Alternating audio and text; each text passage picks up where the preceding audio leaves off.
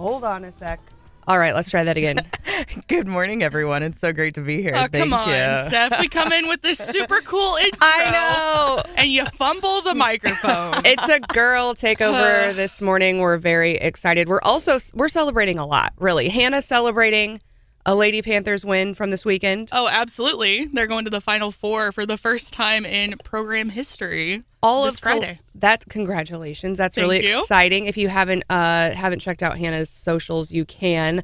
And then we're also celebrating, I think the entire city of Columbia is celebrating finally being up with the times, because today is officially roll cart day. I don't know if everyone is celebrating. I think a lot of people are celebrating. I can't imagine having lived, the last 10 years. I think I've had a roll cart for, 10, 15 years. For as long as I can remember. I know. So congratulations, Columbia. Brian's going to have some updates because I know they've got a council meeting coming up tonight, and there's some things on the agenda, and so he will be filling us in on that. We're also celebrating John, 78 degrees today. How about that? And then potential for some storms tonight. So. What should we be on the lookout for? Just high wind without the other. High winds, right?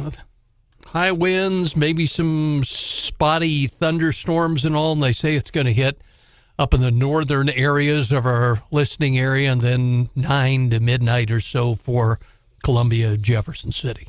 All right, so you can always stay tuned to the Eagle or KWOS for the latest weather. So do that if it starts getting nasty tonight. Also, we had a big weekend here in Missouri. It was officially caucus weekend. A lot of you weren't there. A lot of you weren't there. I'll just say that much. But I will say, this was my first time to caucus because we kind of did a pseudo caucus back in 12. Back then I lived in Cole County. So this was my first time to caucus in Boone County. And I think I put on my socials, I didn't know there were this many Republicans in Boone County because the lines were crazy. I saw your post. I thought that was awesome. I also was surprised to see so many Republicans in Boone County. I've got a history. I used to run the House Republican Campaign Committee back in the day, and we had battleground races in Boone County all the time that were always election night would tell us if we were going to win or lose. There was we fought hard for a lot of those. Awesome. Well, yeah, I mean, it was crazy. And I thought I'd get there early. I think you had to be in the door, they said, by 10. I showed up at 9:30, and I figured give myself half an hour. I was pre-registered. I had gone on the website, done the pre-registration. It still took me about 20 minutes to get in the door. And actually in Boone, it didn't, and this is no hate to the people that were organizing. Absolutely, they were working very hard. Apparently there were some computer issues, some internet issues. Obviously the website in checking everything was bogged down by a lot, and they were just overwhelmed by the response. A lot of people didn't pre-register, but I think we ended up starting just a few minutes before 11 because they basically said, okay, if you're in line at 10, we'll get you in. So we were about an hour late. Well, any time that you do something like this for the first time, you're going to have hiccups, right? Like you can't anticipate how it's going to go until you do it. Right. And actually, it was a wonderful church that we were at in a really nice space. But however, I think they're going to need a bigger space the next time we do this because it was really full. People were kind of standing in the back. They were bringing in more chairs. So that was really exciting to see.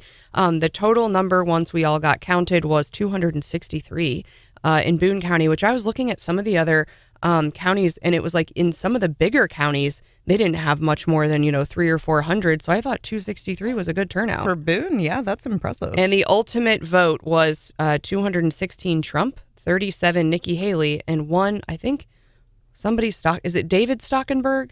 There was a third guy on the ballot, and even they were having trouble remembering the guy's name. David, right? John? Yeah, Florida man. Okay.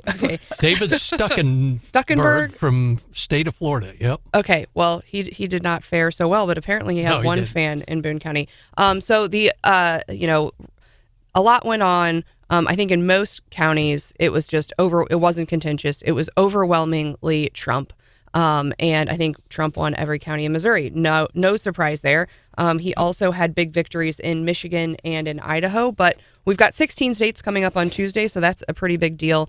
But John, the one county that had some contentious issues was Cole, right?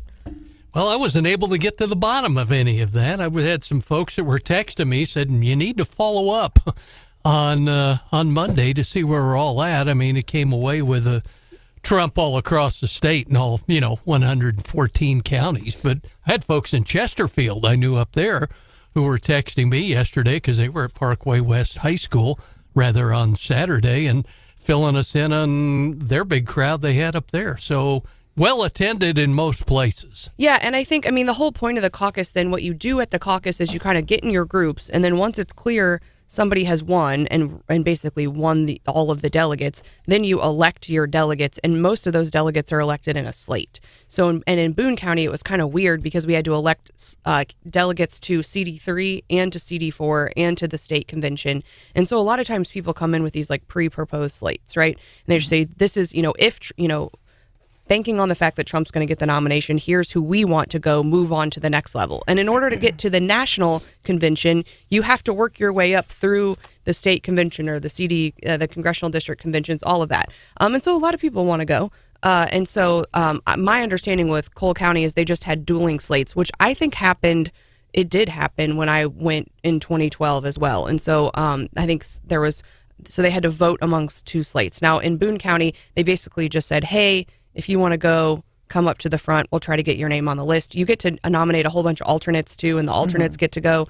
And so no one really picked a fight in Boone County. Everyone was like, all right, we'll just get as many people that want to go there as we can. Now, part of the problem is you have to fund that. And so I went to I think I was at the state convention and the congressional one in 12. And they're like, do you want to go to the national one? And I thought, well, that sounds kind of cool.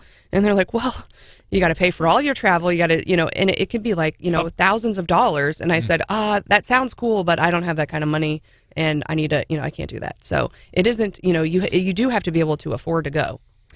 Not really surprising that in Cole County is where we saw the drama, though. It is kind of the hub of state politics. It is heavily Republican, and we've gotten to a point that the Republican Party is so prominent in Missouri that there's a lot of inter-party fighting. So, well, it got kind of entertaining in Chesterfield, I was told, when the supporter of Nikki Haley got up there and people started taunting her and all, and Tim Jones, who was running the show in Chesterfield, said, hey, we'll shut the whole thing down if you guys don't cool it. Yeah, and actually I was surprised because people were, I think, timid in Boone County when they said, hey, one person can come up and speak on behalf of the candidate. And I don't know, the younger gentleman who went up and spoke on behalf of Nikki Haley, it didn't seem like it seemed like he was a Nikki Haley supporter, but maybe he didn't know that he would be the one that would speak. But he kind of said, I've got a young family. I think it's time to, elect someone a little bit younger. And I think I wrote down something. I thought his speech was really good. And I thought he did Nikki Haley, a really good job. And he said, I think the Republican Party is bigger than one man. And, there was quite a bit of support for Nikki Haley in Boone County. So ultimately was unsuccessful, but I thought was kind of nice to see just democracy and not, in action, just everyone participating and people that I don't see, right? Like you, Casey, you go to a lot of political events. Brian, you're all over the Capitol and involved in stuff. You see the same people over and over. So to just see people walking, I did see a lot of the candidates that I saw at Boone County Lincoln Days, but to see just regular folks showing up to participate, I think was really cool. Yeah, I think the one thing we talk about it, and Casey references Cole County, obviously Boone County.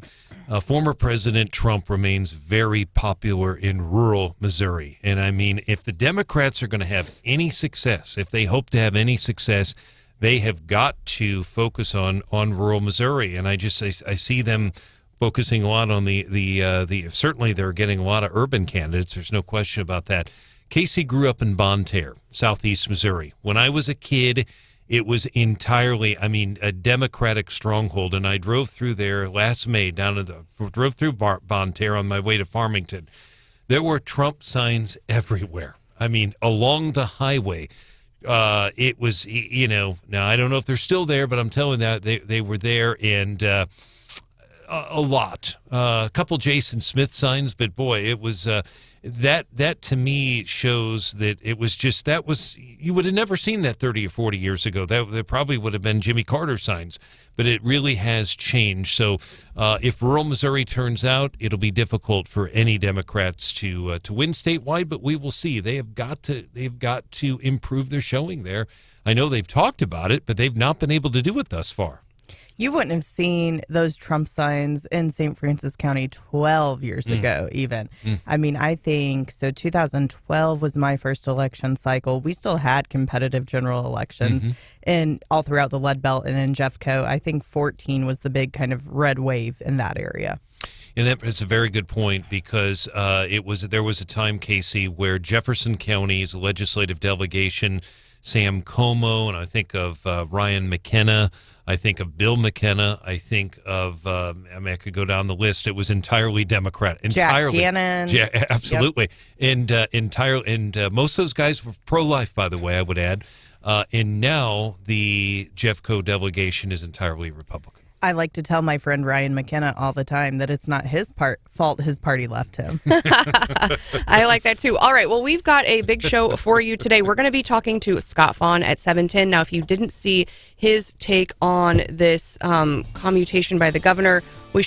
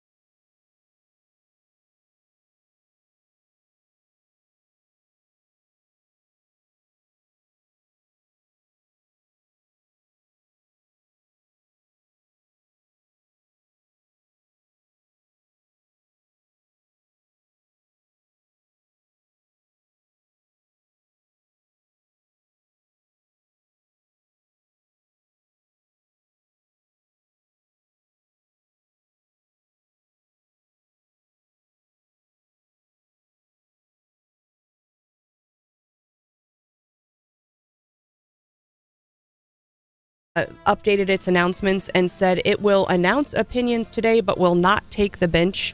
Court watchers are saying that's a very bizarre notation, but they think because Colorado is a part of the Super Tuesday, that perhaps this has to do with that decision.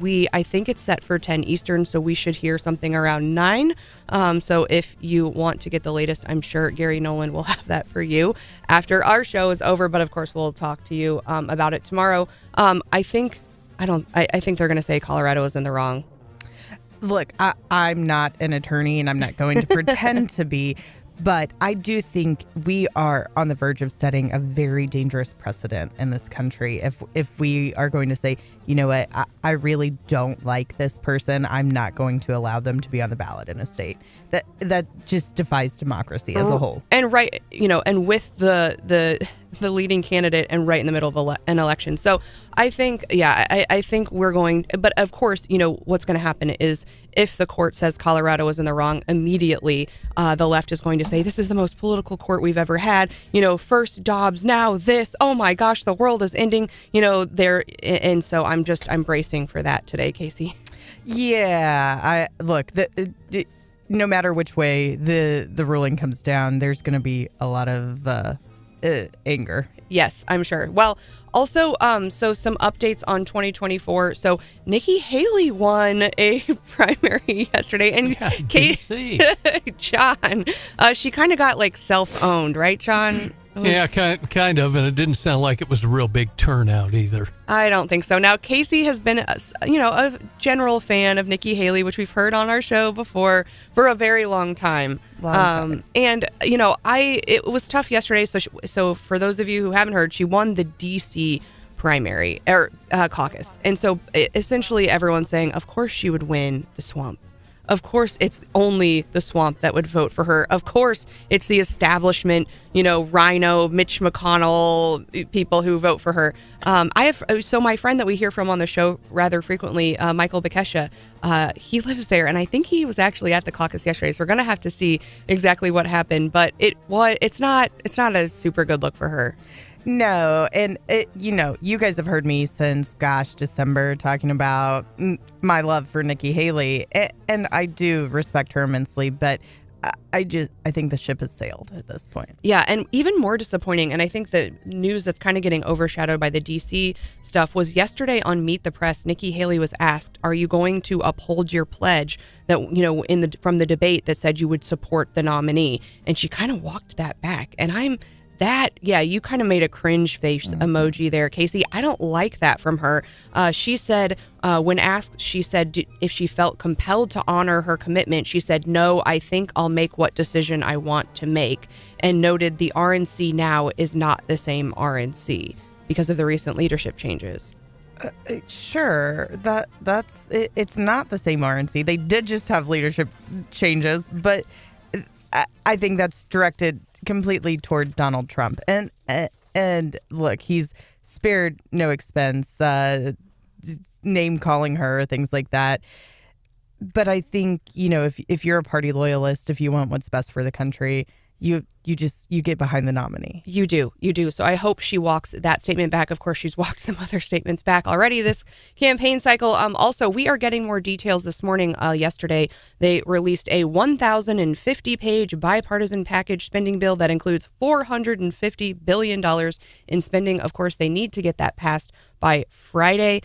It's got $100 billion for HUD and DOT. It's got increases for the FAA, but it's also got some decreases. And so both sides are kind of saying, hey, we got a little bit of what we want. I know they did a 10% cut for the EPA, so I'm glad to see that. They are also, we've had a lot of discussion about the weaponization of our federal government. So there's a 6% cut to the FBI, which a lot of Republicans are saying this is a good thing. And so we'll continue, again, 1,050 pages is a lot to dig into.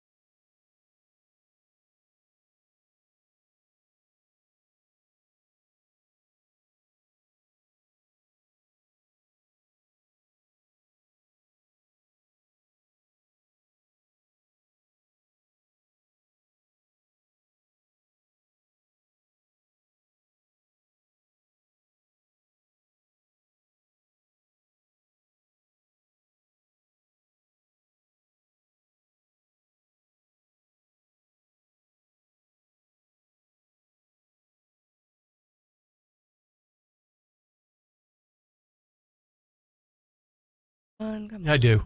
All right. I think I Well, put on Twitter, 3 brunettes and a couple of news directors walk into a bar. so you might be hearing a little bit different music, but you're hearing me, Stephanie Bell, sitting in for Randy Tobler. Also hearing Casey Burns. You've heard her on the show before. She owns Lead Belt Strategies and has been in and around Missouri politics for how many years, Casey? A long time. All right. So talk a little bit about what you do now. Yeah, so I do political fundraising predominantly, a little bit of general consulting thrown in the mix. I've worked in different facets of campaigns for over 12 years now.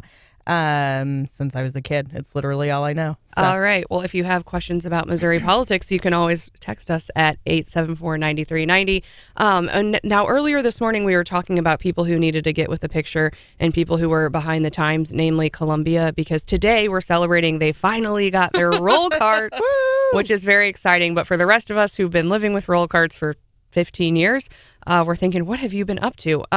Other people who are way behind the times, on Friday, we got a new announcement, y'all, from the CDC. And they said, hey, guys, guess what? COVID is the flu, and you don't need to isolate for 5. Casey just looks mad. That's how I felt when I saw this. I was like, are you kidding me? Just tell us something we don't know, please. Right. And we told you this at the very beginning, and you told us we couldn't say that we couldn't post that it's pretty much like the flu. And they're like, oh my gosh, so much worse. Remember, it was 10 days, 2 full weeks you had to stay at home, off work. And now they're like, you don't even have to stay home for 5 days. They're just like, hey, if you kind of feel bad, you should stay home, which is like been the rule for all of time. Well, Yeah. I will say one thing that I'm like glad has kind of come out of the pandemic, right? Is when you're not feeling well, I feel like it's like more acceptable to take a sick day, if that makes sense.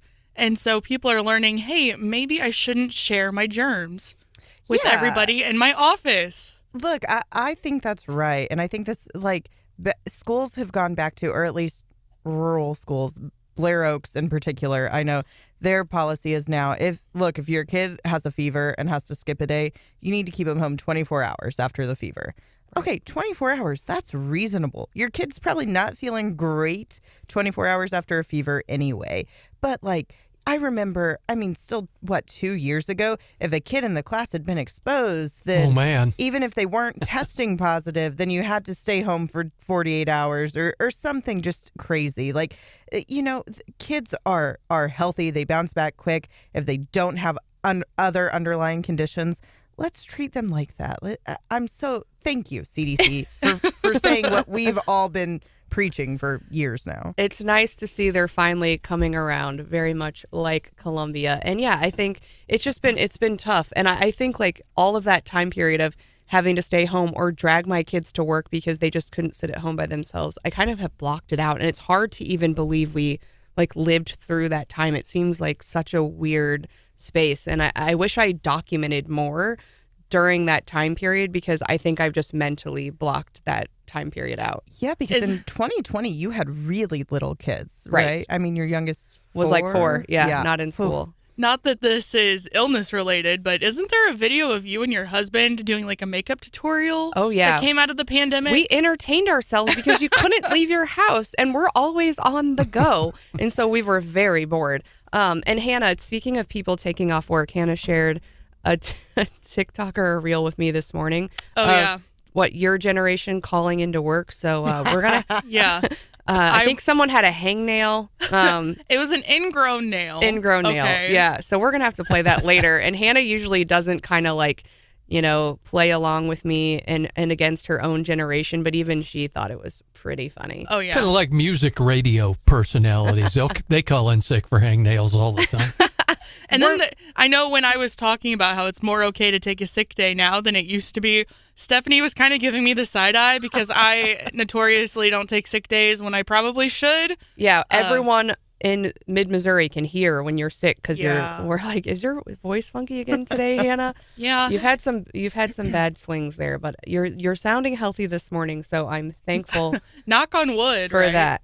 All right, let's talk Congressional District 3, Casey, while we've got you here. There was tons of updates last week. So we started the week with 2 mid-Missouri candidates. Then Taylor Burks, I think, was it Wednesday that he said he was no longer going to run.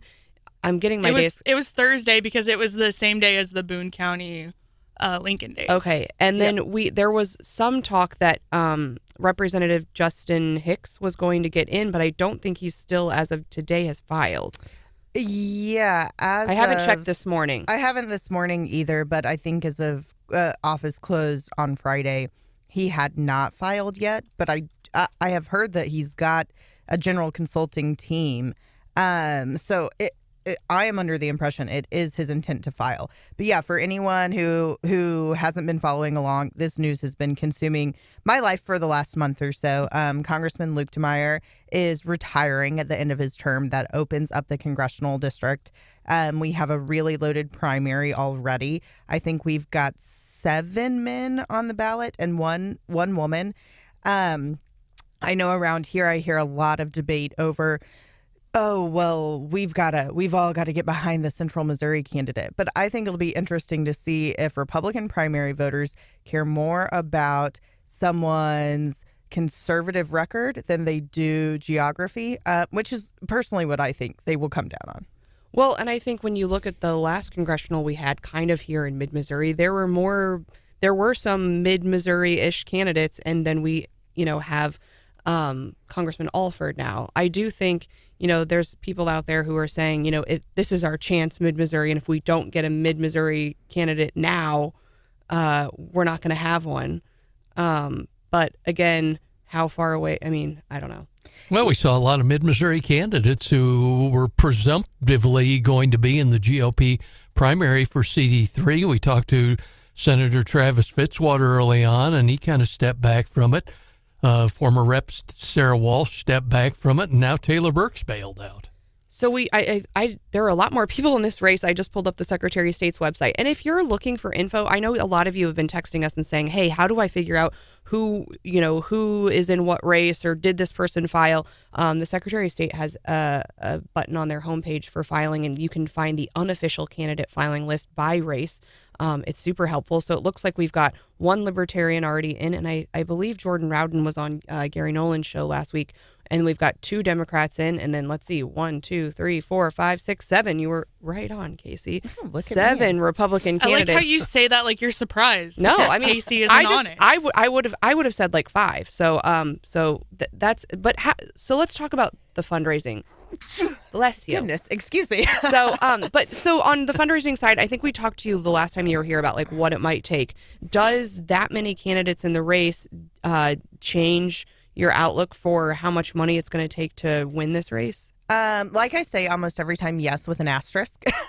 It depends on how much the others raise and spend. So if you've got, I think when we talked last, I said, ideally a budget for this race is going to be about $1.2 million.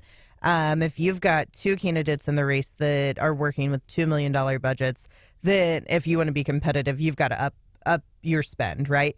But they also, if you've got 3 or 4 men working with a $2 million budget and you're the lone woman in the field, you can probably break through with $750,000. So it's so hard because I have to assume, looking at this race, knowing it's a gubernatorial year, a presidential year, that the St. Louis media market is going to be over infiltrated with ads. So I look at that and I think, if everyone's playing with a $1.2 million budget, no one is buying St. Louis network. It's all going to be on the mid-Missouri television waves that you're going to see it. Well, and so let's talk about that. When you say oversaturated, you just mean it's going to be super expensive because everyone else is going to be buying in St. Louis. The demand is going to be so high. So whereas if I'm running in mid-Missouri and I can typically make these buys without all that competition, just that price goes up to where it doesn't make sense to maybe spend that money in St. Louis. Yeah, so St. Louis and Kansas City media markets are more expensive to start with anyway. And then it's priced by demand, right? So on an election year where everyone else is buying those spots, the price goes up. And then we can also get in the weeds and talk about how candidate committees buy at a cheaper rate than PACs do. But that's for another time. All right. Yeah, we could talk all day about the intricacies of campaign finance and media buys, but let's talk about the state Senate. Anything that you're watching in the state Senate. There's going to be some contentious races there. Do you think, I don't think has anyone filed against Stephen Weber yet here in Boone County? Not that I looked last. I haven't checked that race in a couple of days. Do you think any Republican could ever win that district? The way that district is drawn now, I do not think a Republican can win it. It would have to be one of those. Carl Edwards could win it, maybe. And I'm still holding out hope that he's going to run for office one day. Well, as a Republican. But I don't think a traditional run-of-the-mill candidate could win that seat any longer. All right. What other races do you have your eye on for 2024? We've got some really big primaries shaping up. I know we've got the St. Charles Senate seat that Bill Eigel is vacating due to term limits. That is going to be a hot race to watch. We've got Dan Houks running against Rick Bratton, an incumbent senator on the other side of the state. So that will be interesting to see if there's able to be an upset to unseat an incumbent or how that goes down. And as you kind of watch these races, for a lot of us here in Mid-Mo, the other Senate races, it's hard to kind of keep track of. But when we're looking at it in totality, does it have the ability to affect this whole Freedom Caucus issue in the state Senate? Yeah, absolutely. I think that's there's a lot of the current Freedom Caucusers that are up for re-election are being challenged by a more mainstream Republican candidate. Rick Bratton is a good example of that. Who else? Mike Moon is not officially in the Freedom Caucus, but he does have a primary challenger. Traditionally, it's hard to win a primary from the left of a Republican candidate, but if you can outraise, outspend, and outwork, then you've got a solid opportunity. All right. Well, I know there are a lot of people with a lot of legislation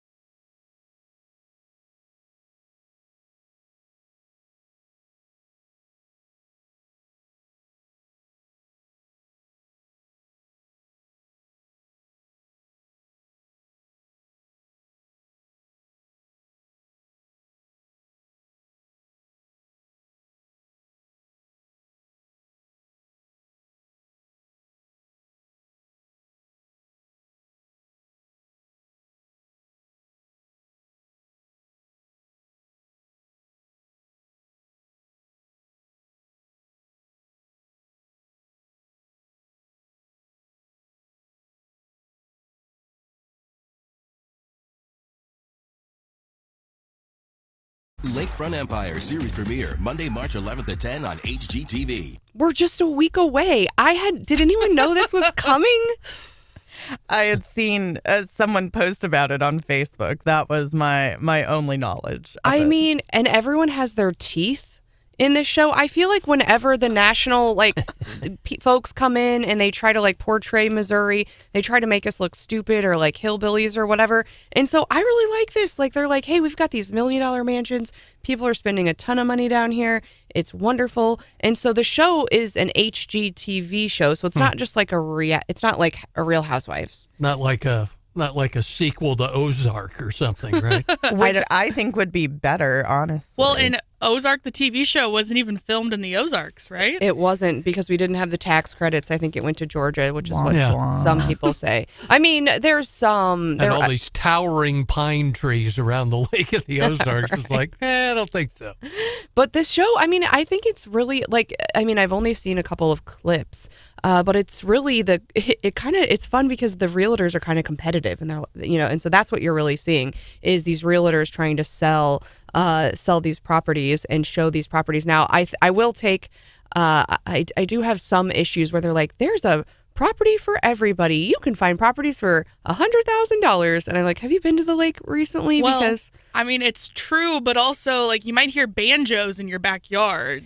those are few and far between. I mean, the property values down there have skyrocketed. Yeah, I actually have.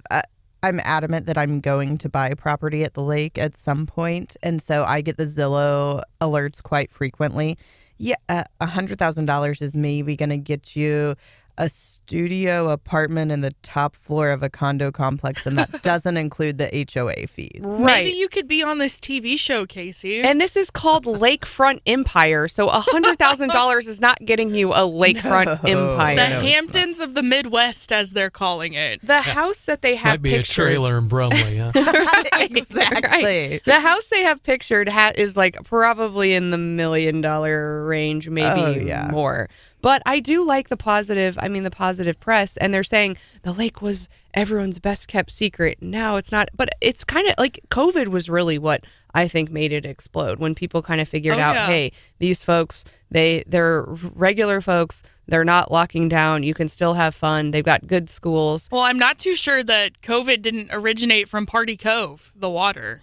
So, Well, we have different theories on where COVID originated at, probably. But We do. And I think the ongoing theory at the lake was as long as you were drinking alcohol, that alcohol killed the COVID, so you were just fine. And if you got sick at the lake, it was going to be from the E. coli in the water, not the Perfect. COVID. So. yes. All right. Well, if you need something to add to your TV queue, go ahead and check out, what is it? Lakefront Empire on HGTV. I think I'm excited for this. It premieres 1 week from today. Awesome. All right. Well, we also will be getting to this Chiefs commutation. So the governor is taking a lot of heat. What was it announced, Casey? Friday?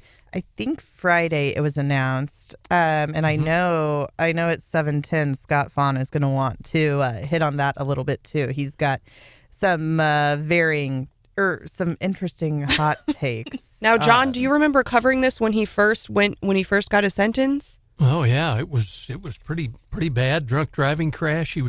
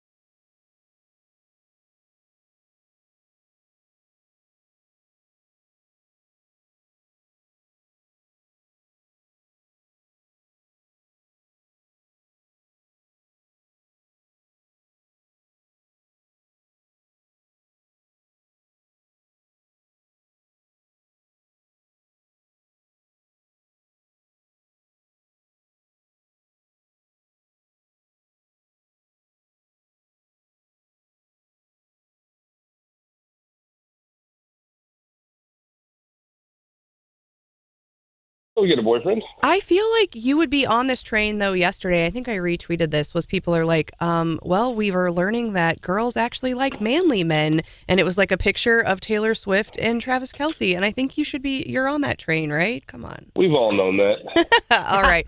Well, let's get right into it. We heard Friday that the governor was commuting this sentence for Britt Reed, son of Andy Reed. He had was drunk driving and injured a little girl in an accident, and you had kind of a hot take on Twitter. So I didn't have a hot take. I had a common sense rural Missouri take. It's only hot the city people. Okay. Yes, the city people whine and complain. Every time this governor gets up and eats bacon and eggs, the Prius driving, cul-de-sac city people whine and whine. I heard the NPR crowd, the government radio crowd, the communist crowd, of course hate this governor. Anything he does, they hate. Blessed are the merciful. That's what I'd say. I think it takes a big man to be merciful. And I'll tell you what, yeah, this kid's got a daddy. But I'll tell you, all you city people, if this was a transsexual, African-American, Hispanic, what's some other isms we can throw in there? All the isms together. But, oh, he's so brave. That's so great. Because he's just a white guy, then, yeah, his daddy is famous. And, look, it's controversial, no doubt. But I'll tell you what the difference will be. All the city people wringing their hands. Oh, my God. You can't drive a truck, global warming. Oh, you can't drink a Budweiser beer. That's bad. All the weak, limp-wristed city people complaining today. What's going to tell the difference here? And I'm proud that Governor Parsons has taken the lead of President Trump and pardoned people. More people than most anybody else. It's a darn fine thing. This criminal justice system, these quote-unquote liberty Republicans, quote-unquote freedom Republicans, have created a government state that's so ridiculously harsh, then they don't want to pay for it. Like every one of these goofballs, they create all this big government they don't want to pay for, and then they end up in a mess. The governor did something. The truth is, after the hyperbole is gone, this guy's life going forward will no longer be about who his daddy is. It's going to be about what he does with the mercy Governor Mike Parsons showed him. And yes, he may make a mistake again, and that's going to be on Mike Parsons. That absolutely is. But until he does, I respect the guy who will stand. He knew Mike Parsons dealt with city people his whole career. He knew all the city people would bring their hands, and they'd be real mad, just like they're mad at Donald Trump for pardoning people. But I'll tell you, what's going to matter won't be what the city people say today, because we all know city people. They get distracted by the next shiny thing. They'll be whining about that next. What's going to matter is, does this man turn his life around? Does this man use the mercy he was given and turn his life around? The mercy kind of like Saul was given when he became Paul. We'll see what happens. I think the governor – now, here's the other thing. The governor, absolutely – I'll be disappointed in my governor if he doesn't use this to pardon a lot more people. The governor should go out and pardon. And I'm going to tell you also, I'm not an ismist, all that crap. You're racist no matter what you do. You turn around, you drink Diet Coke over Diet Pepsi, you're somehow racist. The criminal justice system, as our friend Jennifer Bukowski explained to me one day, it is a little rougher on African Americans. And I sure hope he takes a look at every one of those pardon requests and commutation requests and uses this as a motivation to really take a look at those before he leaves and show mercy to more Missourians. So I guess blessed are the merciful, and I hate city people.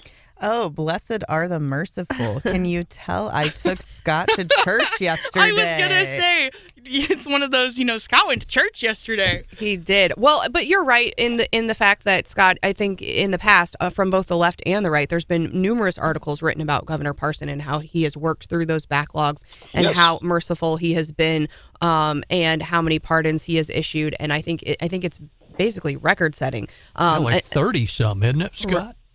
I think it's I actually have already requested this morning for the number. I don't know the exact number yet, but yeah. And I think, look, everybody likes to dog out Trump, and yes, Trump is a jerk, and da da da. The fact is, Donald Trump set a trend that I think was very impressive. He started pardoning people, and most Republican presidents and governors didn't have the political courage, to actually pardon folks. We all say we don't trust the government, right? Liberty, freedom, all that crap they say at election time. Oh, swamp, liberty, all that. But that's actually using your beliefs and putting them to practice, not just on Facebook, not just where city people do it, but in reality, where it matters to actual Missourians. I'm proud of him. I think this is controversial. I respect people could argue the opposite side. I totally see it. But the test is going to be not this one guy. I mean, yes, that's what all the liberals in the media, this will get their attention because who his daddy is. And I understand. I get it. It gets a click. It gets whatever. It gets the independent and maybe another donor from some liberal interest group to cut them a check. I get the game. The truth, if we're just sitting on the side of a fence in Russellville talking about this 3 years from now, is who else did the governor pardon? Did the governor take this seriously? Was it a stunt? Did he pardon a lot more folks? Did he commute a lot of sentences that were too harsh, that deserved it? And did this man turn his life around? Now, did he use the mercy he was given to turn his life? If he did, then I say great job, Governor. Now, folks were really fired up this weekend about that, but they were really fired up last week about something the state treasurer did. And, I kind of read the articles, but I didn't have time until this last weekend to watch the committee hearing. And, to be quite honest, I think most of those committee hearings are a bit of a snooze fest, especially when you're talking, appropriations. But we've got some audio here from Representative Cups. I went back and listened to it, and wow, Hannah. But I'm here to tell you, Treasurer, this is bad stuff. This is as bad as it gets. And I don't know what the deal was, and I don't know what's in it for you, but to make a mockery out of the state treasurer's office to do bad stuff, you personally should be embarrassed that you've been allowed to be drug into this. And it's Brian's eyes just got big. It's worth a listen. Can you explain to us exactly what happened last week with this and where we are today? Well, number one, I love Scott Cups, and if you wanna love Scott Cups too, just go look up his picture on the state website. Cups, he's a great guy. He's a good old Southwest Missouri farmer. I'll say two things are happening here. Number one, you mentioned this is an appropriations committee. Who is the chairman of said appropriations committee? I forget. Oh yeah, it's the guy running for state treasurer against McMillan. So I mean, let me just shock you. There's gambling in this establishment. Oh my God, that joke cuts both ways. But I think there's some stickers about unclaimed property, and I guess he stuck them on all those little gas station slot machines. Here's the thing: are you for liberty or ain't you? Do you think you should tell them what to do with their money, or should you stay out of their life? Are you for freedom or you're not? And if you're for freedom, I don't know how you can tell people. You can walk into a gas station and buy you some beef jerky, and they'll even sell you a Miller Lite. Talk about bad choices. I think Miller Lite's a way worse way to spend your money than a gas station slot machine. Or you're going to let folks, is it a slot machine? Sure. Is it a good investment? No. But it's what you want to do with your money. So some folks say they're legal. Some folks say they're trash. I like to lean on the side of liberty personally. But he put these stickers on these slot machines and folks just came unglued. Because the casino folks, they have a point. They say you shouldn't have gambling except on the casino. That's the law. They can only have gambling at their casino. So fair enough, but it's a little inside game. But there is nobody that can do a committee hearing and make it interesting better than Scott Cups. But what effect does this have on Treasurer Malik in the race? Any? Are we talking about it 3 months from now? I would say, Stephanie, if you and I got in the truck and went to Dave's Tavern in Taos, do you think anybody would even know there is a state treasurer? No. They might when they see those signs on the machine. They might if they saw the signs. That's true. So maybe in a way it's brilliant. But I think probably the effect of this race will be Vivek Malik's going to raise $4 or $5 million, and he's probably going to outspend the rest, and he'll be state treasurer. And look, I would say he does a good job, but it's state treasurer. I had a buddy that was state treasurer once. We actually tailgated the opening of a bar at 11 a.m. There's just not a lot to do. Scott, we appreciate you joining us live here on Wake Up Mid-Missouri. I know that the Secretary of State, Stephanie was there, and many of us were. I was there covering it. A lot of people were there at the Boone County Lincoln Day. Secretary of State, obviously, a lot of interest in the race. Barbara Pfeiffer, a former state representative, is filed from the St. Louis area on the Democratic side. Caleb Rowden is not filed. She's still in office, ain't she? Yeah, she's still in exactly. She's still in office. Forgive me. Yes, she's still in office, but she's running for Secretary Secretary of State. the Bill Foster Bridge. Yeah, absolutely. Courageous lawmaker. And Caleb Rowden, by the way, has not filed as of yet. But I want to ask you, Scott, about a gentleman who spoke the other night, and his name is Shane Scholler, former Speaker Pro Tem, actually served briefly as Speaker, Willard Moe. And he darn near beat Jason Kander in 2012. Darn near beat him. If Todd Aiken wasn't a psychopath, he would have. He probably would. Scholler might be governor today if it wasn't that Todd Aiken's such a weirdo. And Scholler darn near won that, but here he is back. He's been the Greene County clerk. Does he have a chance to win this? Oh, sure. I mean, look, it's going to come down to Denny Hoskins is going to run. He's going to run hard right. Former Senator Lemke has built a terrific grassroots network around the state of folks. You talk about those gas station slot machines. Denny Hoskins is the Lord and Savior of those. Yes. They're going to kick in significant money to his campaign, I have to assume. Denny's a legitimate candidate. Shane's got one problem. I mean, let's talk what's going for him first, I guess. Southwestern Missouri. Great guy, solid record in the legislature. If you meet him, you just like him. He's just a really great guy. Can he put together the money? That's the question. If he can put together the money, he's a serious candidate. He might even be the favorite. But if he can't put together the money, he's going to struggle, like every candidate on the whole ballot. Now, I'll give you a prediction. It's just I have no knowledge of this. I wasn't surprised when Caleb didn't file. These Senate jobs are hard. Caleb Brown has pulled the plow hard. He's defended Mizzou back when – remember the pre-Moon Joy days? Oh, yeah. Defending Mizzou was awful. It was a slog. It was just miserable to defend Mizzou and all the liberal junk before Moon Joy came in and like a magic wand turned the place around. He has pulled a big plow, and he might be tired. So I'll give you a prediction. I think there'll be one more candidate to this race besides Shane, who gives a great stump speech, like you said, great guy, could absolutely win. And if the cards fall just right, he could be the favorite even. I would say it's going to be Caleb Browden or one of his real close personal friends in the legislature. I could see Tony Luetkemeyer, if Caleb Browden doesn't run, getting that race. Now, I'm not certain about it. I just think, boy, he's got a lot of money. He's a talented politician. He kicked around Congress. He kicked around AG. I wouldn't be surprised if there'll be another person. If Caleb doesn't file, which I would say, I know he's announced, but I would still say that's 60% at best. You'll see another candidate that Caleb could support jump into that race. Very good. Thank you, Scott. Scott, what about with the talk about the gaming machines and Torch calls them no chance gaming and all that and online gambling? Is that issue dead for the year? No, we'll be dead. You're going to see a week. You know how it goes. You're on the Senate. I mean, they're going to give a night to a lot of things before it's over with. There'll be a night given to gambling where Senator Hoskins gets to go make his case. And then there was a huge development in those games. Nick Shore put an amendment out to make those legal, and it got voted down. And that's what Denny's asked for. I want to vote. I want to vote. I want to vote. Well, he got a vote, so it's a little tougher this year. You're probably going to see a resolution of gaming one or two ways, either at the ballot box in August or November, or you're going to see next year there's going to be a major reset. It's like a sports team when a bunch of guys retire, right? You got Caleb, Denny, who had that tough leadership battle. You got Bill, who hates Caleb. They're all leaving, right? And they're going to turn the page to a new group of senators. Going to be a huge freshman class. Carl Lessinger's going to DESE. Some folks aren't running. It's going to be a big freshman class. You're going to see a very new state senate, and I think you'll see a state senate that'll legalize gambling if they don't do it at the ballot box first. All right, I'm already getting the side eye from Hannah.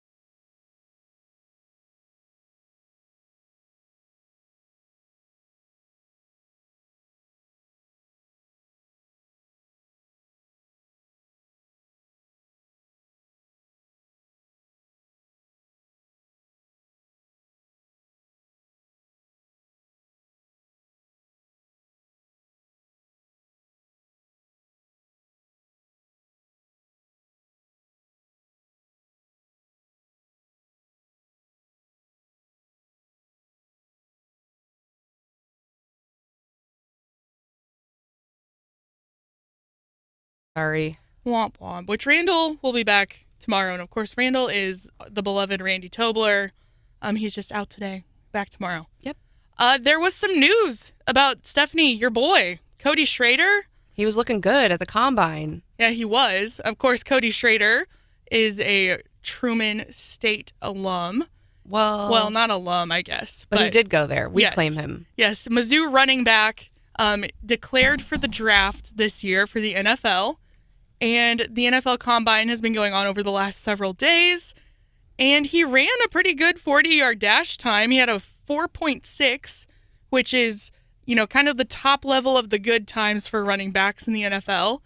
But on his second attempt at the 40-yard dash, had a hamstring injury. Oh. So he only got to participate in the 40-yard dash and the vertical jump before he got injured and kind of had to sit out the rest of the combine. So a little nervous for what that might mean for our boy Cody Schrader, but fingers crossed. I saw him posting all weekend like adversity is like has been part of my whole life or something, and was like kind of just chatting through it. And so I couldn't quite understand what was going on, so I'm glad I got the full explanation from you, Hannah. But you're right. I mean, he's been underestimated since the very beginning. And so I think, like that's one of those questions of like raw talent versus just like drive and grit. And I think personally in my, I would rather have someone with drive and grit than just like raw talent.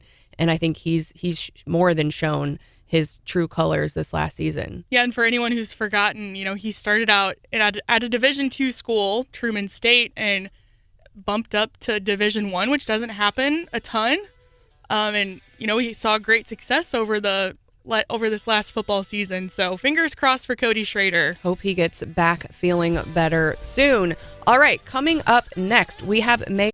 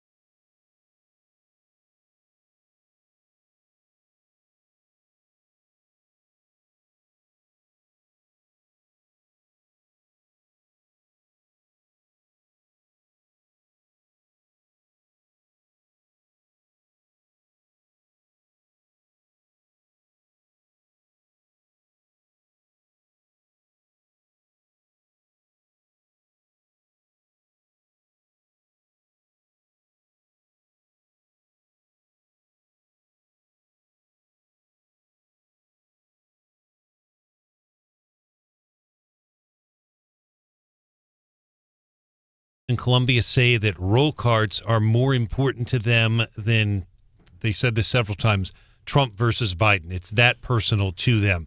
And I'll tell you, if people get fired up, I believe, I've said it, some of you may disagree with me, I believe if we're put on the ballot, I think it would even today have a legitimate chance of failing, because the people that don't want these things they're single issue voters. They're that fired up. But the bottom line is they're going into effect right now.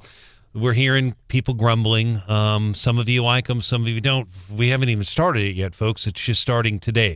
So the biggest thing to remember today is you're going to see a lot of newspaper photographers. You're going to see a lot of camera crews with the roll carts as they go out today in the utility crews. After all, it is a big story. The ordinance says specifically you're going to need to keep the roll carts reasonably clean so they don't attract flies and rodents. And here's I think the biggest thing. You cannot put the thing out onto the curb no earlier than 4 p.m. on the day preceding collection.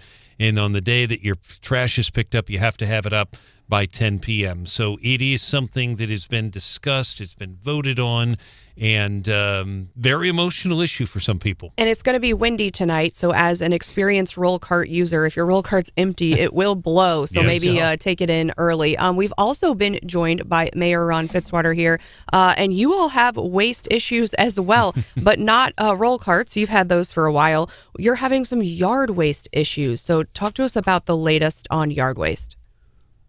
We are indeed. That's our issue that just keeps on giving. The council will be looking at another proposal tonight, and I commend them that they have continued to try to look at options. As people have indicated, this is an important service. So we will be looking at a city-managed option tonight, or they will be, and we'll see where it goes from there. And what's the latest on the demolition and conference center space? We take possession of the News Tribune building on April the 30th. We have already begun the work as far as what we're going to need to do first. We're going to have some asbestos removal that we're going to have to get going, but that should start in May or June. As soon as that is taken care of, then the building will be demolished. So I would anticipate in the June time frame. Mr. Mayor, we appreciate you joining us live. We had State Representative Dave Griffith on with us just last week. And that interview, by the way, is at kws.com, 939theeagle.com. And I know you had a chance to listen to it. I encourage people to listen to it.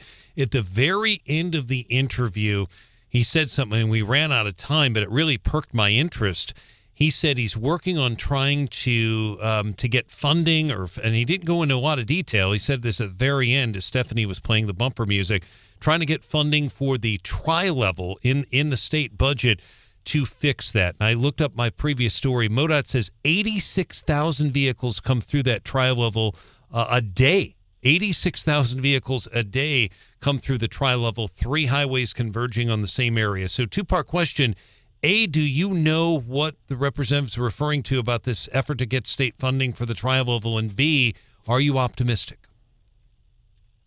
Well, I certainly don't want to speak for the representative. I think what he meant was that we have begun what is called a scoping study to begin the process of trying to draw MoDOT and then hopefully the federal transportation into the project, and we're looking at putting together about $500,000 of local funds. I don't believe there's a request yet for MoDOT.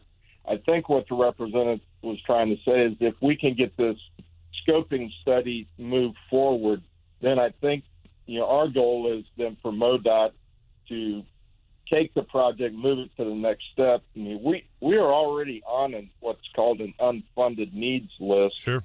But it's about $100 million project. So to move us up and get us into a funded project, we've got to have some initial work, and that's what we're working on.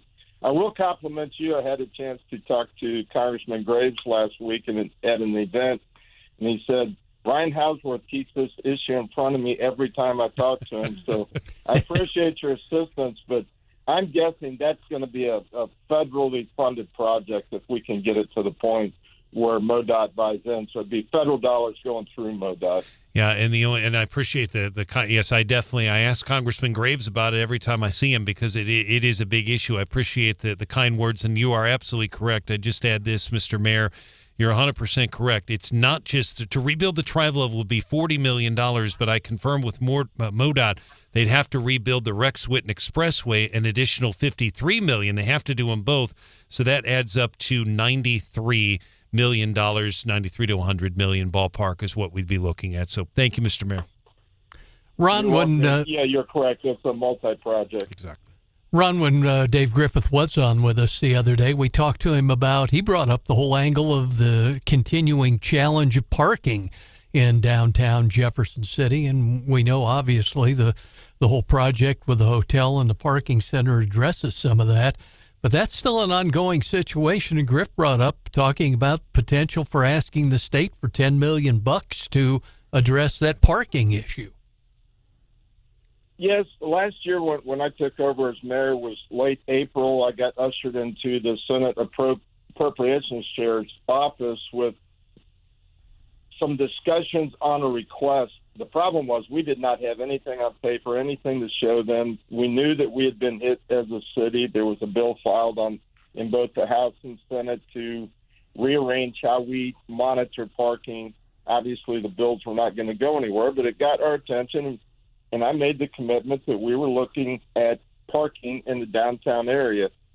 The legislature understands, or at least leadership does, that they create problems in our community. And it's a good problem to have. We've got people coming to the community, but we've got a 5-month challenge in parking. So we did make a pitch this year. We have a project to take back to them. We've got schematics. We've got the parking study, which shows our garage needs to come down. It's accessible to the Capitol, so it's legitimate for the state if they can work it in the budget to invest with us. But we tried to make it very clear that our ask is only related to the parking garage piece of the project. We understand if we're going to put a hotel in a conference center there, even though many people that use it will also utilize the Capitol, that's a commitment from the city, and we've got to figure out how to fund that.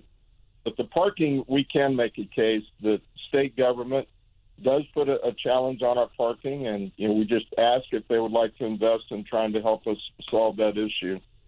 Now, do you have any insights on what happened at the Cole County caucus this weekend? I think it's an example of democracy in action. I think it's also an example of people that want to sit in coffee shops and complain and then not show up to vote the way they want things to go. I mean, the other side obviously was organized. They come in with enough votes to take control of the slate. And politics is a participatory process. You have to be there. You have to vote. If you don't, other things happen. I don't agree with their motives. I don't agree with what they would like to see happen in the party. I mean, I think we can lay the case that we have taken a county and certainly the state and flipped it from one party to the other party, but they got their people out Saturday. So hats off to them from that.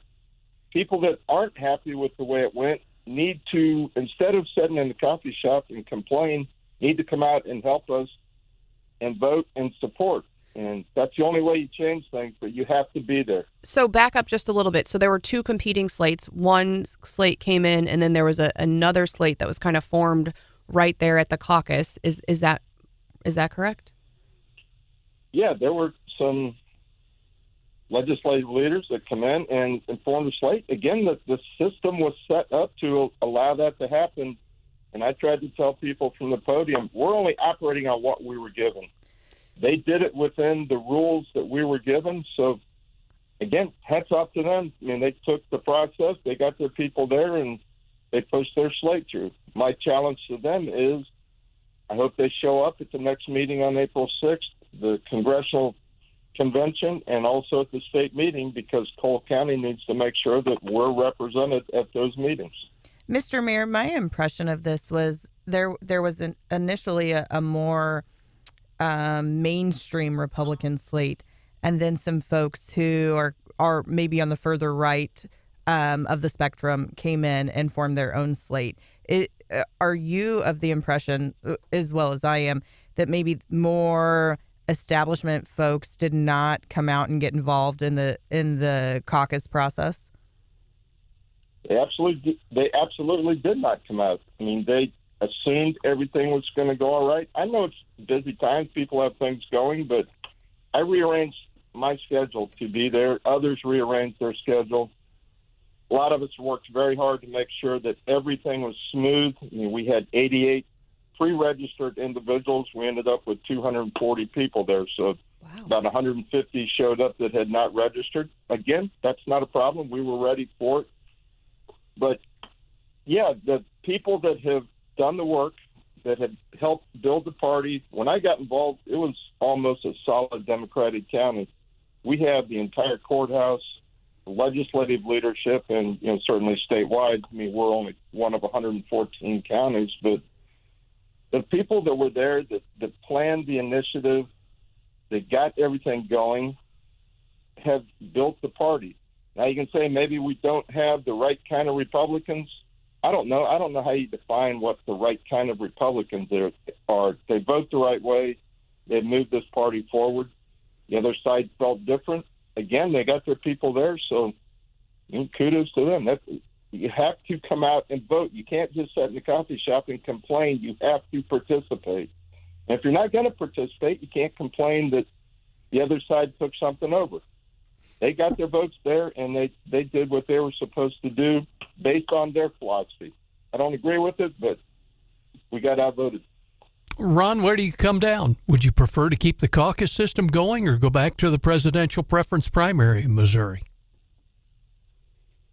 Well, I mean, again, I don't want it to sound like sour grapes. Again, people, you have to be present. But, as I indicated, there were only 240 people there. I would prefer to have the presidential preference primary, which gives more people a chance to participate, more people that understand that type of a cycle, that type of a process. But again, we took what we were given, we implemented it. I think we followed the rules as tightly as we could. We tried to make it fair for everybody that was there, and I would hope the other side would say that they got fair treatment. We treated everybody the same. When the vote count was done, we went the direction that the majority said, and that's the way politics operate. The majority wins. Well, and I just say appreciate the work that you've done and appreciate all the folks that I saw in Boone County. I know we had folks in Jeff City that were taking in the tally, so it was a long day for a lot of volunteers. So certainly, I think it went pretty smoothly here in Missouri, and just appreciate all the hard work. Thanks for joining us, Mayor.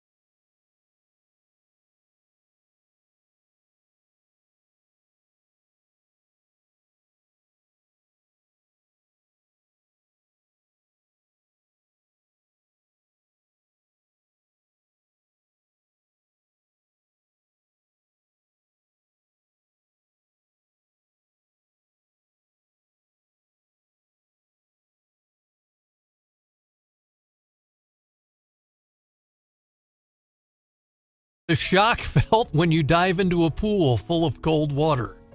About Pawky having a mocking or cynical sense of humor. Pettifogger, Steph should know this one, an inferior legal practitioner, especially one who deals with petty cases or employs dubious practices. I'm going to write that one down. I got to use it. You could use that on the bench. And twankle, to twang with the fingers on a musical instrument. So let's get together and twankle on our coffee clutch. And now you know the words. Twankle. And the rest of that story. Don't like it. We'll have to use blatherskite whenever Scott's on again next week. No, this reminds me, John, whether you meant to do this or not, there's a trend going around on TikTok. Let me put a quarter in the TikTok jar here. Yes. Where people are sharing words that would be really pretty names if they didn't have their meaning. Yes. So one of the words I keep seeing come up is felony. I sent this to Jennifer Bukowski, Yes. and I was like, can you imagine naming your kid felony? Basically, people listing out these words that if you remove their current meaning could potentially make really pretty names for a child. You got to be really careful with those. Yes. Especially seen medical omelet. terminology. Omelet? Omelet. I've Okay. seen used in those sorts of videos. It's giving repeatedly. Odette vibes. I kind of like it. I don't know. That would be really, really tough. And naming Alimony is one that I think would be kind of cute. Alimony. Okay. All right, text us your names that if they didn't have a definition, if it was just a made-up word, what would be a really pretty name? 573-874-9390. I also, speaking of words, whenever I go over to Europe, they have, the nicest, words for things. Instead of standing in a line, you stand in the queue. And, it's just so much nicer sounding. And instead of, when you get off the train, they're mind the gap. Instead of, back up, or Watch yourself. Yeah. And I'm there are so many, they just make things sound nicer. And I'm we should probably, there are things that we could say in a different way that would just make your whole day probably feel less stressful, I think. Anyway. All right. So text us your really weird baby name suggestions. And at the same time, we are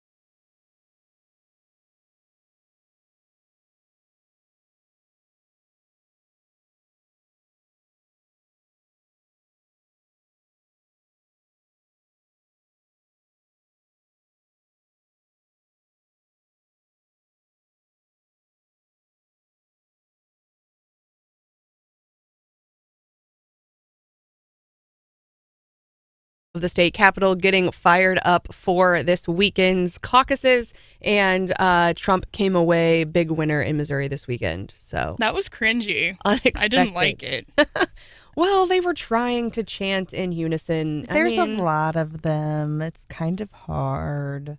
They got it. Well, they were right on, though. I mean, Trump won every county in Missouri as expected. Now, we turn our attention to the federal government. We are joined by soon-to-be retiring Congressman Blaine Luetkemeyer, but still hard at work. Now, we found out yesterday the 1,050-page bipartisan spending package was unveiled. Have you had time between yesterday and today to read all 1,000 pages, Congressman? Good morning. No, we haven't been able to get that done yet. I'll sit down with my staff this afternoon or tomorrow sometime, and we'll go over it and see what's in it. But no, we haven't got there yet. And you only have. I know there's a number of agencies that it takes care of. It's one of the bills that we extended last week, but haven't got the details of it yet. And you only have until Friday. So what does that look like for you?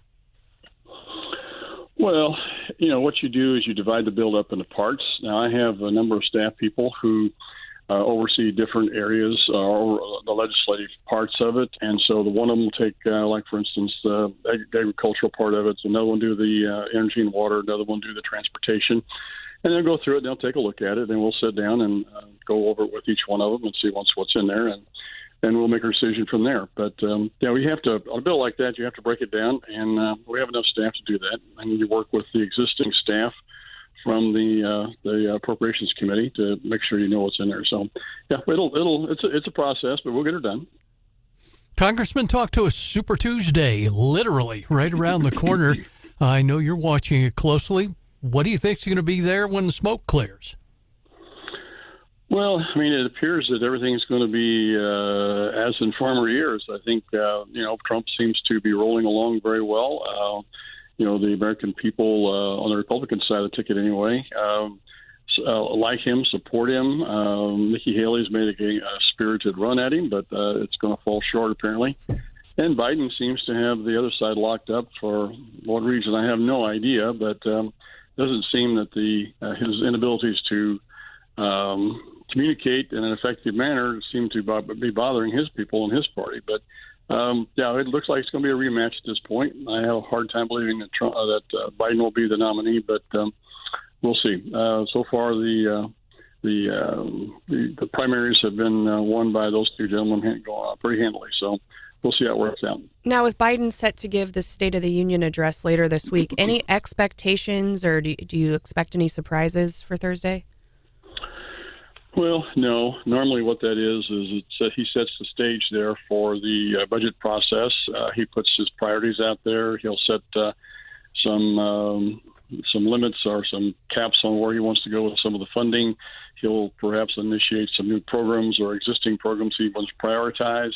I'm sure he's going to prioritize funding for Ukraine and Israel.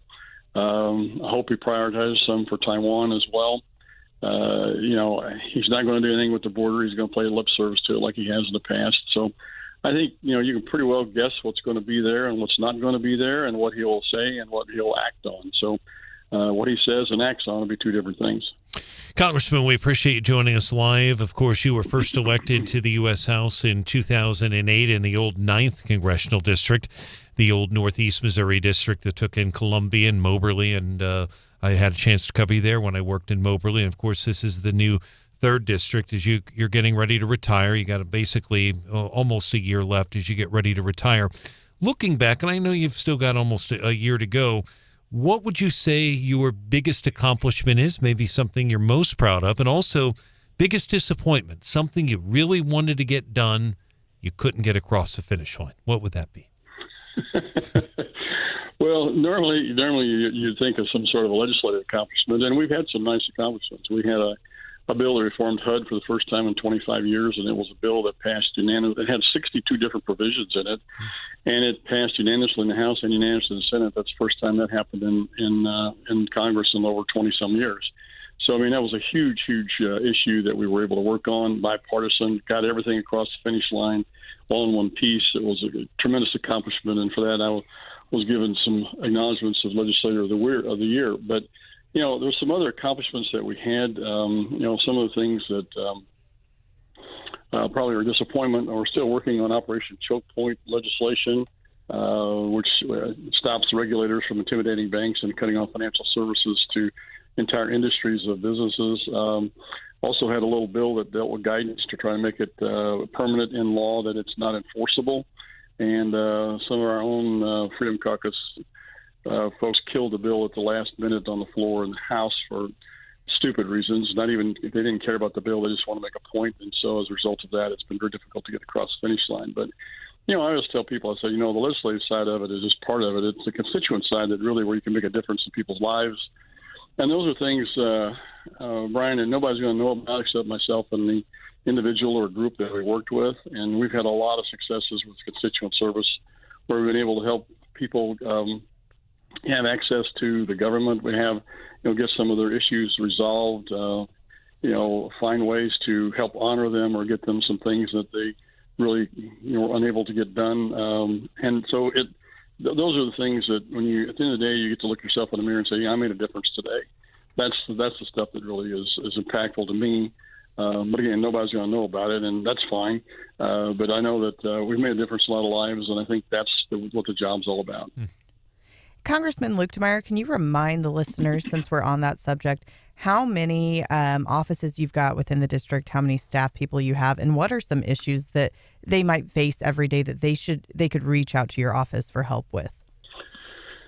Yeah, sure. I've got, I always tell people my job is divided into three things: it's legislative, constituent, and political. It is a political job after all. In the constituent part of it, we have 5 people inside the district plus a intern or 2, depending on the time of year, in Jefferson City or in Cottleville, which is in south central St. Charles County. It was in Wentzville, but because of the redistricting, we moved the office closer to the southern part of the district. And so we have 2 ladies over there, and we have 3 ladies and a young man in my 3 ladies and a young man in the city office.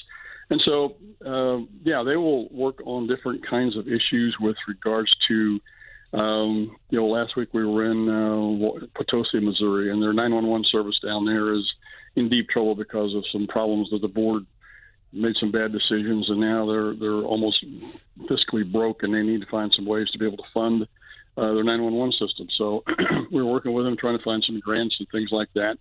We have one lady that's in our office who does nothing but just work on veterans issues. We have so many veterans in the district, and we have so many different kinds of issues, whether it's just getting their disability check or whether they can get access to their records. There was a big fire in Jefferson Barracks a few years ago, and it destroyed lots and lots of military records. And as a result, it's very difficult for a lot of veterans to get those records for the different kinds of services that they have earned and they want to get access to. And so that's our job to try and find a way to get that done. And so, I can talk all day here. There are just lots of different things that we have the office works on. If you want to go to a military academy, you have to go through the congressional office that your home is located in. The district is, and so we do that. And we have some fun things also. We have a Valentine's for Veterans Day where we ask all the schools and all the different service groups to produce Valentines, and we distribute those to all the different veterans groups. And we also have an art contest where we take art from all the high school kids who want to enter the contest and send the winning artist rendition of whatever they're trying to paint to D.C., and they get a free trip to D.C. with that as well. So there's just a lot of little things going on in the office that I think a lot of people probably don't realize, but whenever they can't find any place else to go to solve a problem, it seems like they pick up the phone and contact us, and we're more than happy to try and find a way to help them. Well, and certainly we appreciate, your work and the work of all of those in your office helping our local folks here in mid-Missouri. Now, the race for your replacement is heating up. Filing has officially opened, not yet closed. So can you talk to us a little bit, maybe not about any specific candidates, but about what qualities you think makes a good congressperson and what you'd like to see in that person who steps into your shoes? Well, the thing that most people don't realize is they will try and go for somebody who has a particular issue that they like. The problem with that is when you get to Washington, even Jeff City, but Washington even more, is you're dealing with a whole myriad of issues. If you are a single issue candidate, you're not going to get very far. You're going to be very, very disappointed because when you get there, you've got to work on everything from agriculture to law enforcement to teachers to nurses. All of those issues that affect every single person in this district in everyday life, you have to work on.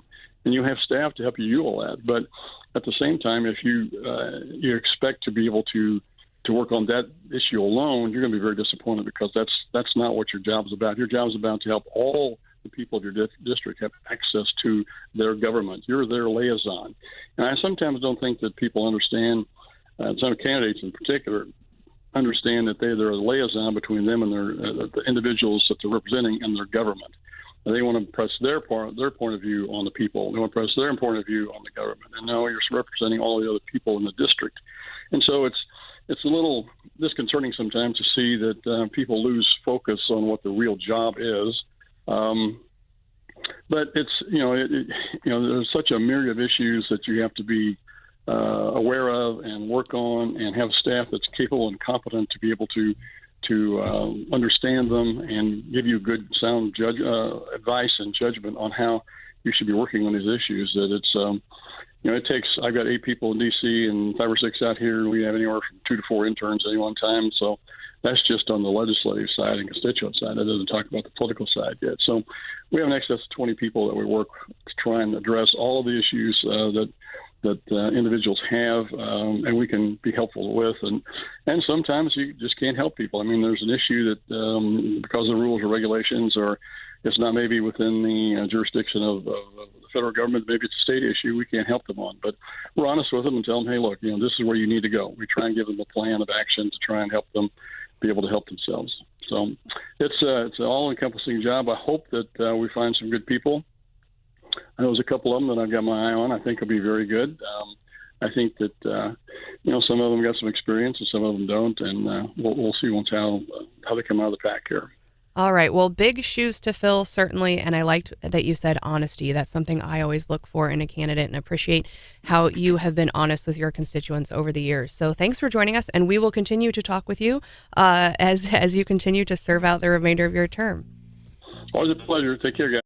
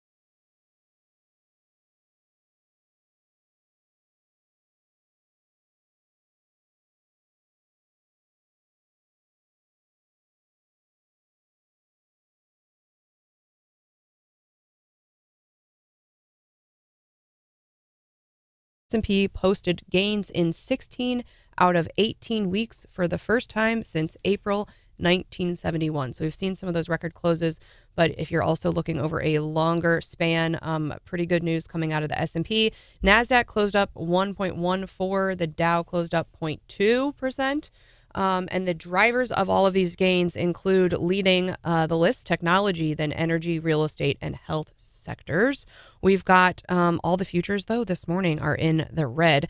Dow almost 0.5% in the red, S&P closing in on 0.25%, and NASDAQ almost just 0.03%. So holding quite steady. I will mention this headline, and hopefully we'll get to this later this week, but breaking this morning, JetBlue had planned a merger with Spirit Airlines. They are scrapping that after a court challenge I think we found out about that last month.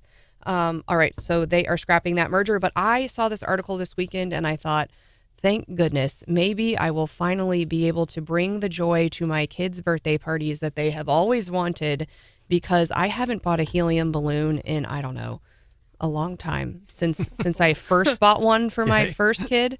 Let me tell you, okay, a couple months ago bought some helium balloons, and it was the first time I guess I'd purchased helium balloons, and did not even really ask about the price when I ordered them. Ooh. Should have. Yeah, should have. When I picked them up, I was a little sticker shocked.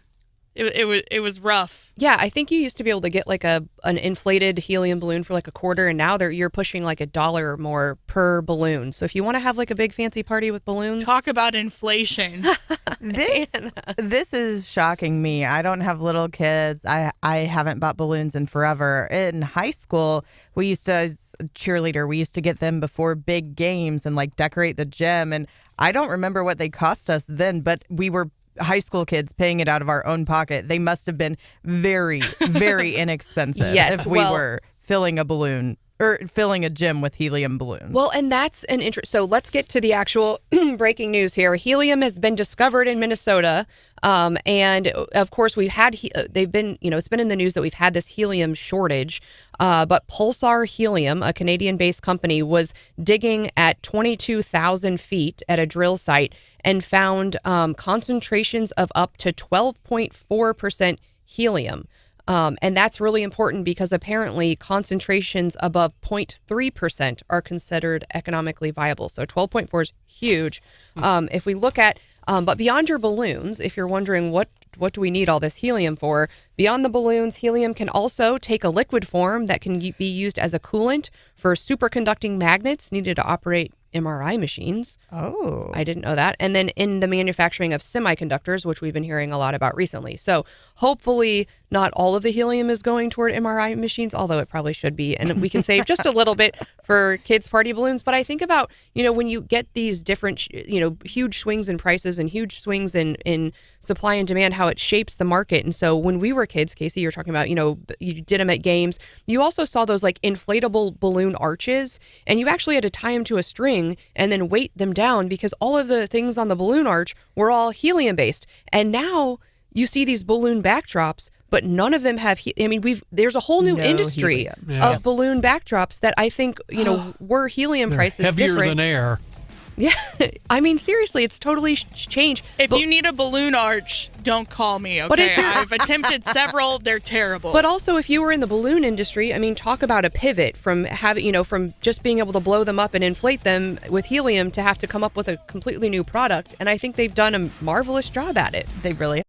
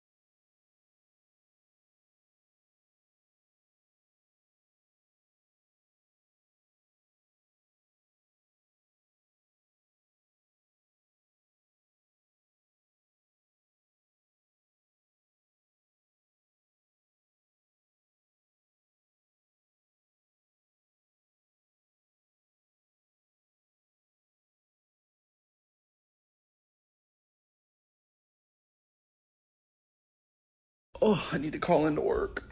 Hey, I'm going to need to take PTO today. No, actually, I just found this bird's nest outside my house, and I need to rehome all of these eggs. Hey, I don't think I'm going to make it into work today. No, actually, I was driving into the office literally on my way, and there's this stray dog, and I don't think I'm going to be able to live with myself if I don't chase it around the city. Hey, I think I'm going to need to work remote today. No, I can't get my cat inside her carrier. Hey. Oh, my goodness. You know how I feel about pets. So all of these are not okay in my book. Yeah, because you're heartless. I know. Gen Z, like Hannah hates it when we kind of poke fun of her because she really is an old lady at heart. So she doesn't fit necessarily all I of don't them. identify as a Gen Z. You identify as a boomer. But I do. And you said earlier, oh, yeah, like I think since COVID, people are more likely to call into work when they're not feeling good. And they're also more likely to call into work when they have these minor problems. I feel like a stray dog to chase. Or a stubbed toe. But Listen. I feel like the other employers around mid-Missouri have probably some really good excuses. If you text us the best excuse you've ever heard for calling out of work, 573-874-9390. But I mean, if you're using PTO that your employer has given you. And then you have elder millennials who are like, yeah, I just got out of emergency surgery. If you give me 30 minutes for the anesthesia to wear off, I can totally make that conference call that you didn't schedule until an hour ago. Literally, Yes. Stephanie. Yeah, that is literally me. I'm like always on call, always game for work. And I think like, yes, you can use your PTO, Hannah, for whatever you want. But in small businesses, in small companies, we have stuff to get done. And so, yeah, maybe, you're allowed to use it. But I had a whole list of stuff that I need help with. And if if the whole team's not there, sometimes it sets everybody back. So, Well, and I feel really bad anytime I have to call in. And you should feel bad because if you're gone, I don't know what we do. Exactly. we play best ofs or something. All right. Well, we do have so enough hate for Gen Z this morning. We'll be back on that, I'm sure, later this week. And I just quickly would like to throw this out. Everyone loves to crap on Gen Z until they need help with their iPhone. Okay. There you go. That's right. That's fair. That's Yes. fair. That is fair. I have an email issue right now, Hannah, if you want to take a look. Oh, boy. And I think you're going to have it out with Randy tomorrow about teaching him about live photos, which he is going to learn. And Casey, apparently. He's going to learn a lesson. I do want to point out, Hannah is our resident ag major, that it is Thank a Farmer Week Yes. this It week. is. Scott talked about his event tomorrow, which is going to be out at the Farm Bureau. Yes. So if you see your farmer friends who produce and who serve us all with food and meat and everything else we need in our lives and all of the things that go into ag, please take some extra time and say thank you in Missouri's #1 industry. It is the state's largest industry. Scott's going to have a great event at the Missouri Farm Bureau. They are the state's largest general farm organization, and we've got a lot of commodity groups in Jefferson City. We have a couple in Columbia as well, the Cattlemen's Association and the Pork Association, pork producers. Don Nicodem, of course, going to be retiring shortly. He's been there forever, about 40 years, are in Columbia. So, yes, it is a big event.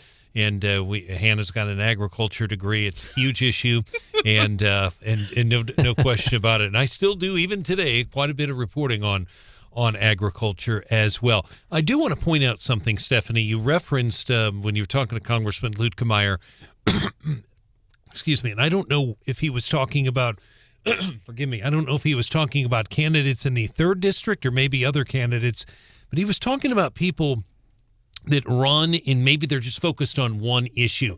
And I think he was probably talking in general. I don't believe he's talking about any of the particular, I believe, I don't know that for sure. But there is a Rowden that did file for Congress in the 3rd district. But As a libertarian. As a libertarian, but it's not Caleb Rowden, it's Jordan Rowden, who lives in Vienna. Also, there's a woman by the name of Bethany Mann, who's from Wentzville. The Democrats seem to be high on her. I've heard good things about her in terms of, they have high hopes for her, but I think name ID is going to that would be something that would probably hurt her in the mid-Missouri area until people get to know her.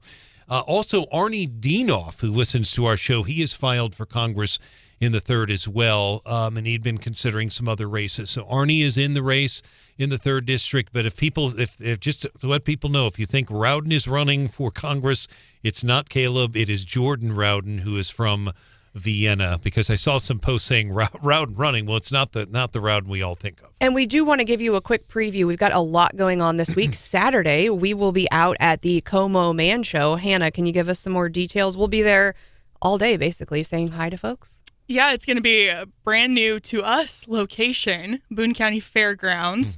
We're going to be there starting at 10 a.m. on Saturday, and you can go to comomanshow.com to get your tickets in advance. They will be a little more expensive at the door, but this year at our new location, we're able to offer new attractions, new vendors. There's going to be some inflatable obstacle courses that John Marsh has promised not to injure himself on. I don't know if I'll go that far, but try not to. I think there's going to be some axe throwing. There's going to be Jersey Mike's there for lunch. And you get to come out and see the Wake Up Mid-Missouri crew. Yeah, we'll have some games. What more could you possibly want? I like it. So please join us this Saturday at the Como Man Show. And then, Brian, 30 seconds on what Columbia is doing tonight as far as City Council. 2 quick things. 7 Brew Coffee wants to build a new coffee shop on Providence Road between Raising Cane's and Custom Complete Automotive. It's not, the controversy is not about the coffee shop itself. It's about the traffic, and that's a very heavily trafficked area, a lot of traffic. 4-4 tie Planning and Zoning Commission, so I do expect a lot of, this is an old-fashioned land use issue we're going to see tonight. The other one I think it's interesting is a 9-hole disc golf course. It's not controversial. They have the money for it, $15,000 already allocated from previous money from 2020. A 9-hole disc golf course at Fairview Park. So no LGBTQ issues, none of the hot button issues that we know, police issues, people speaking from the podium. This is going to be, I would say, if there is such a thing, a fairly short Columbia Council meeting tonight. But if people are going, pay attention to the weather, because there is a chance of some isolated hail and strong winds tonight. So council will be meeting about the time that's going to be going on. That sounds kind of like an Ashland Board of Aldermen meeting right there. A lot of land use stuff, really. Land use issues. Non-controversial. Exactly. Yeah. All right. Well, Casey, let's talk about then a preview in what we might see in the State House. I'm hearing that we might get to education reform this week. I think we may get to education reform as early as this evening. Wow. It will depend. The House and the Senate will come in this afternoon. They'll caucus before they go into session at 4.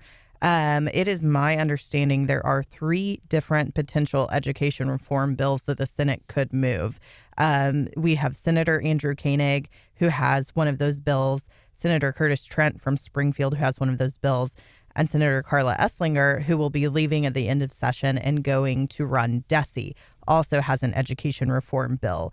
I imagine Senate leadership will get into caucus today and kind of try and figure out which one of those bills and which handler has the best path forward. I know the House has been working pretty diligently all session. They're eagerly awaiting some movement in the Senate. And after last week, we're seeing things starting to flow through the Senate a little bit. So it'll be interesting to see if that holds true today or if we hit another roadblock. Well, and the pressure is on because we've essentially got this week and next week before spring break. They are off the week of the 18th through the 22nd, correct? That is right. They are off for spring break. And after spring break, things move super fast through until the end of session. Yeah, usually, exactly. But Casey's got it's a very good summary, and that would be big if they do get to that. I also would point out one other thing, because Casey and I know you, Stephanie, are very good about looking at the House and Senate websites for hearings. There is a House Ethics Committee hearing, folks, at noon today. Mm-hmm. It's closed. I've gone to these, and I won't be at the one today. I'm not there anymore. But, in terms of, I've covered these before. When Warren Love, that was the only one, by the way, Warren Love, after he made his comments about the cemetery in Springfield, he actually wanted the media to be there, so they opened it up. But everything else is closed. So you can be there when they take the roll, and then you have to leave, and they can't say anything anyway. But I had to stand outside and always wait for the chairman to get an on-the-record comment. I can't say anything. We don't know if this involves Speaker Plocker or not. We know that that some previous hearings apparently have. He has said publicly once this thing wrapped up, so it could involve him. I'm not aware of anything else. But there hadn't been any for several weeks. I've been checking, but there is one today at noon.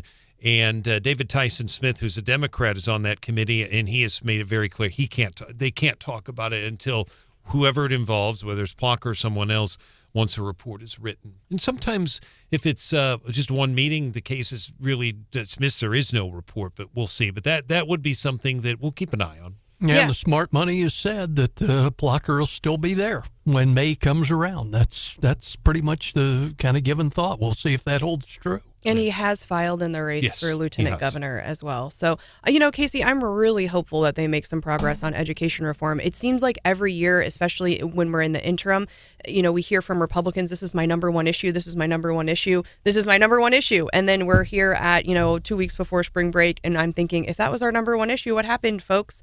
And I think as someone who I think education reform could have benefited many years ago, and we missed out on that boat, I don't want other moms in mid-Missouri to go through what we had to go through in just moving our family for education choice. And so I know we've kind of opened the door with some of these smaller programs, but I know looking back at what we have now, we wouldn't have qualified. And so opening that door to more individuals and more families and more parents and returning those rights, back to parents, I think is so important, and we have to have that debate. And it's like with a supermajority, we should be there. Absolutely. We've incrementally moved the goalpost, but there